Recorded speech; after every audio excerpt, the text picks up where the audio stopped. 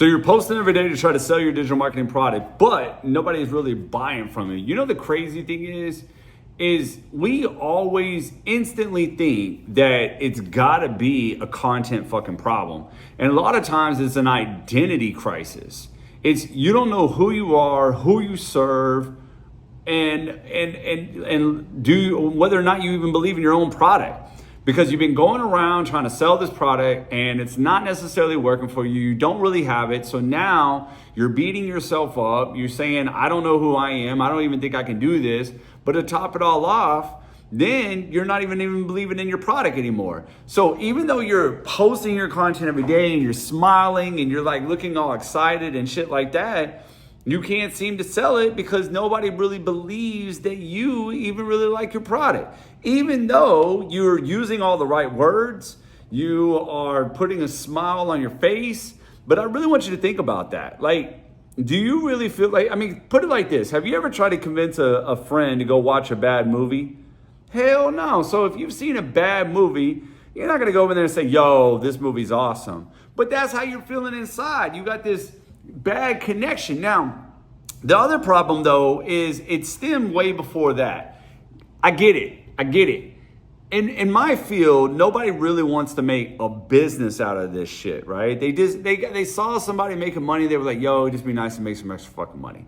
Yo, it'd be nice to maybe make about $5,000-$10,000. Yo, it would be nice to leave my job. But they're not thinking business. How do I make a business out of this? But really, you have this identity problem because I know some people that they'll even say this, yo, Justin, I think I know what my problem is. I'm scared to make a sale because if I make a sale, how can I help this person?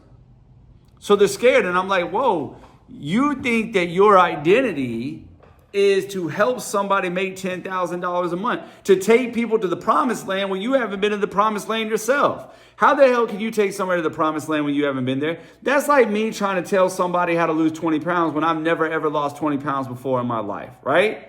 Does that make sense? So instead, your identity is not a person that helps people lose 20 pounds. You're the person that can help them get to the thing that can help them lose 20 pounds. Or I'll give you another example. You're the person that makes the connection between where they're at and what you found that can possibly help them. Put it like this. Imagine there's a badass party, right? Badass party. You're not hosting it. You're not the host.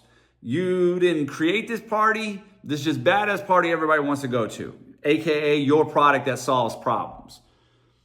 And there's times where we could be the host of the party. Like, hey, I'm the creator. I'm the owner. Like me with Most One We Will. I'm the creator of that thing. I'm your host. I'm your end all be all guy, right? Because I created this. Now, let's say you didn't create this. Maybe you're not the host, but you could be the guy that knows the guy. You could be the person that knows how to get in. You ever gone like to your friends and said, man, I know somebody. How many of your friends say like, oh, hey, we should go to this place because I know so-and-so they can get us in. You don't know the owner. You don't know the owner, but you know so-and-so can get us in. He's the way in. She's the way in. Go see this bartender. They'll hook you up on drinks. But you're not talking to the owner. You're just talking to somebody that you know can help you, assist you. So now, I hope you got that analogy, right? Because that could be you. Some of you are thinking, but I got to take them to the promised land. You haven't been in the promised land yet. You can't take people to the promised land. So if you want to sell your digital product, instead, you just connect with where you are. So the way around this is to really just get to know you and think about what did you need to hear when you first started out. And when you start doing this, this will align your content, right? So instead of you just trying to be everywhere, right? And one, hiding, right? Or two, trying to be everywhere to get views. Instead, you just start speaking to your audience, right? You speak to them because you're like, oh no, hey, I know what I'm going to do to help you, right? Because I know what I went through. So I'm going to speak to what I went through, right? So now you know your identity, your content will start to follow. If you don't know your identity and you think you're the person that is supposed to take people to $10,000 months when you haven't seen $10,000 months, No wonder why you have an identity issue. And so now you're just throwing shit on the wall, hoping something sticks, or you're just throwing shit on the wall, hoping somebody just buys something to make you feel remote a little bit better. But I've actually had people even scared to make sales, and it's not because they didn't want the money. Hell yeah, they wanted to sell for the money. But they were scared because if that person said yes, they felt obligated that they were going to have to take them all the way to the promised land when they haven't been there yet. You see what I mean? This is stemming back from this identity issue that is not necessarily the problem. The problem is you just not really focusing on saying, you know what? I just need to know what I needed to hear. I need to know where I'm at. And right now, I'm the guy that helps people make an income online by providing them with the tools to make money online. That's it. I'm not going to sit there and say I'm going to help them see $10,000 months because I haven't. But I'm going to help them get to the tools because I know the tools, right? Because I bought the tools. So now we go out there and we start telling our story, what it was like to what we found. We start talking about why we like our product to what we found. Like I had a girl last month. She's a member of ours. We did a member spotlight on her because last month she was able to make $14,500 in a month in her business. Here's the crazy thing about this lady. She was getting $500 commissions. Okay. So in order to get $14,500, that means she had to make 29 sales. Check this out. Her price point for her program is $1,000, well, 900, right? 900. So she sold 29 $900 programs to walk away with $500 commissions, but still, and to walk away with a cool, clean $14,500 for the month. That's insane, man.